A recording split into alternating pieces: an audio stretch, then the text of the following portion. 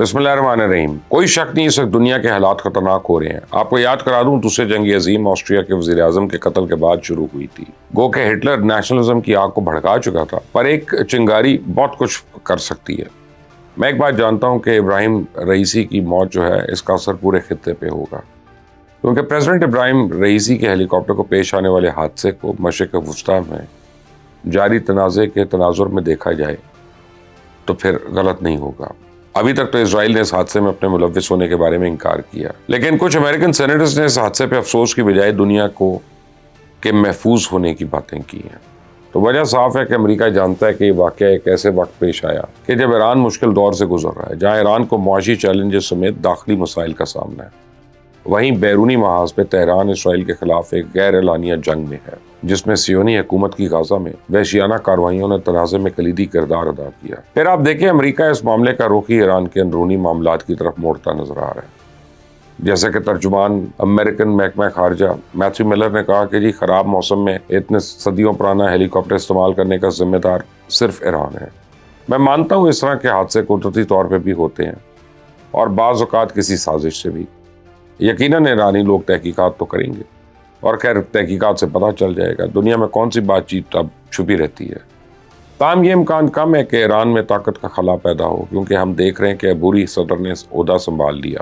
نائب صدر محمد مخبر کو 2 ماہ کے لیے عبوری صدر مقرر کیا گیا، اور اپنے یعنی پیشوا ابراہیم رئیسی کی طرح نائب صدر محمد مخبر بھی سپریم لیڈر آیت اللہ خامنہئی کے معتمد خاص سمجھے جاتے ہیں، جس کا اندازہ اس بات سے لگایا جا سکتا ہے کہ 2021 میں آئین میں ترمیم کر کے انہوں نے ایران کا نائب صدر مقرر کیا گیا تھا، جس کی ذمہ داریاں وزیر اعظم کے برابر تھیں۔ علاوہ ازیں وہ سپریم قومی سلامتی کونسل کے عہدیدار بھی رہے ہیں، اور اس سے پہلے وہ سپریم لیڈر علی خامنہئی کے زیر ہدایت کام کرنے والے سرمایہ کاری فنڈز کے سربراہی بھی کر چکے ہیں۔ تو 2 ماہ بعد ہونے والے الیکشن میں بھی زیادہ تر چانسز ہیں کہ محمد مخبر ہی صدر منتخب ہوں گے۔ پر اس حالیہ واقعہ اور ایران کی جغرافی اور سیاست سے رسوخ کی وجہ سے اقتدار کی منتقلی کو دنیا بڑی قریب سے دیکھے گی۔ اگرچہ کچھ مغربی مبصرین ایران کے نظام کو سپریم لیڈر کے ماتحت ایک آمرانہ نظام قرار دیتے ہیں، لیکن حقیقت اس سے کئی گنا پیچیدہ ہے۔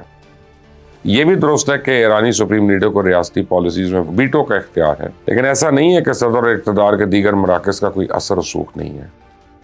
ایران کے نئے صدر کو داخلی محاذ پہ اقتصادی پریشانیوں اور سیاسی تفریق کا مقابلہ کرنا ہوگا۔ اب دوسری جانب مشرق وسطیٰ اس وقت ایک خطرناک اور متسلسل صورتحال سے دوچار ہے، جس کی بنیادی وجہ غزہ میں اسرائیل کا وحشیانہ جبر ہے، جبکہ خطے کی صورتحال میں ایران کا ایک متحرک کردار ہے، کیونکہ وہ حماس، حزب اللہ اور اسرائیل میں لڑنے والے دیگر مسلح گروہوں کی کھلی حمایت کرتا ہے۔ تو یہی وجہ ہے کہ اب سب نظریں اس جانب ہے کہ اگلے ایرانی صدر اور اسلامی جمہوریہ ایران کی اسٹیبلشمنٹ اسرائیل کے مسلسل اشتعال انگیزی کا جواب کیا دیں گی، کیونکہ مت بھولیں اسرائیل نے ایران کے کئی ایٹمی ماہرین کو قتل کیا۔ آخری قتل جو تھا سنسنی خیزی کی حد تک حیران کن تھا، جب ایک معروف سائنسدان کو ایران میں ایک شاہراہ پہ نگاہ رکھنے والی خودکار بندوق کے ذریعے نشانہ بنایا گیا۔ تو سائنسدانوں کے علاوہ اسرائیل اکثر ایران کے ایٹمی پروگرام سے متعلق اداروں کے کمپیوٹر نظام میں نقب لگا کر جاسوسی کے علاوہ ان کو نکارہ بنانے کی کوشش میں بھی مصروف رہتا ہے۔ تو ایران کے ایٹمی پروگرام کے علاوہ اسرائیل ان فوجی حکام پہ بھی کڑی نگاہ رکھتا ہے جو اس کی دانش میں شام کے ذریعے لیبنان کے حزب اللہ کو جدید ہتھیار فراہم کرنے میں شمار ہوتے ہیں۔ پر میں اتنا جانتا ہوں کہ امریکی اور اسرائیلی ایک ہی سکے کے 2 رخ ہیں۔ آپ دیکھیں عالمی عدالت انصاف سے اسرائیلی وزیر اعظم نیتن یاہو کے ممکنہ وارنٹ گرفتاری پر امریکہ بلبلا اٹھا۔ امریکی صدر جو بائیڈن نے درخواست پر تنقید کرتے ہوئے کہا کہ غزہ میں جو کچھ ہو رہا ہے وہ نسل کشی نہیں ہے۔ اس سے آپ اندازہ لگا لیں کہ ظلم بھی کر رہے ہیں اور کہہ بھی رہے ہیں کہ ہمیں ظالم نہ کہو۔ یہ ہے صہیونی طاقتوں کا نیا ورلڈ آرڈر۔ اور پاکستان کے حوالے سے بات کی جائے تو ابراہیم رئیسی کی نگرانی میں 2 طرفہ تعلقات کو بہتر بنانے کے لیے کوشش کی گئی۔